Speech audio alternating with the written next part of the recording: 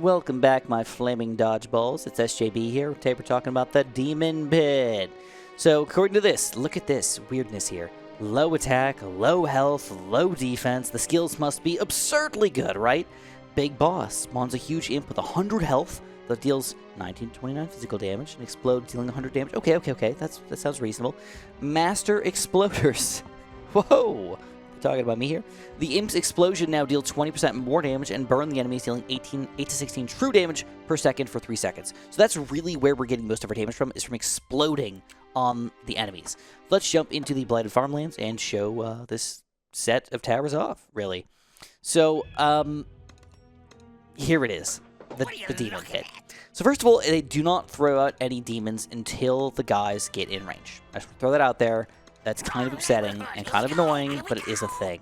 What are you looking at? When you go up to 4th tier here, it's still only going to set out a demon with 28 health and 13 to 19 attack. So they're going to die super duper duper quickly. So they do not stall for a long time. It's barely any stalling at all. They just get hit once and they die. So you need to make sure you're at the very least getting Master Exploders 1, so when they jump and they die, they explode on these guys and start dealing some fiery true damage. Right? Right? I mean, that's the idea. So, that's your goal. Get this guy up, try to stall with more Demon Imps, or try to stall with other random towers as well, which is probably another interesting strategy you can use. You actually want to use a stalling tower with another stalling damage exploding tower. And that is a way that you can use them, but it's just so weird and kind of obscure. It almost doesn't make sense in most situations to do it that way. But if you do combine this with another defensive tower, with another artillery tower, or something like that, you really can get some okay damage out of them. It's difficult to use, which is, you know, doesn't mean it's bad. Complicated can make things still okay here. But because it's difficult to use, I assume a lot of people are going to assume that it's just absolutely awful and garbage and automatically the worst tower in the game. I don't really think that that's quite the case here. I think it's more just average, more average than anything else. So just take that into consideration when you're playing with this one. Of course, if you have the healers or anything like that with Blight, it's going to be basically worthless here. We don't get any of that slow true damage over time. Everybody's just going to heal up, going to walk through our defense here. So as far as stalling goes, as far as doing damage goes, as far as kind of mixing it up over here, it's a very weird freaking tower.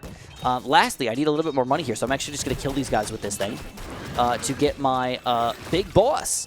Oh, I don't have enough health, enough gold yet. Need more gold.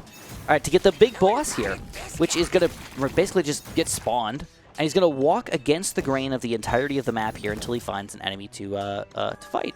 So here we go. We finally see the boss coming on out. Wah, wah, wah. Unfortunately, he still dies pretty quickly. So you really have to hope that his explosion is going to be on a big chunk of grouped enemies again.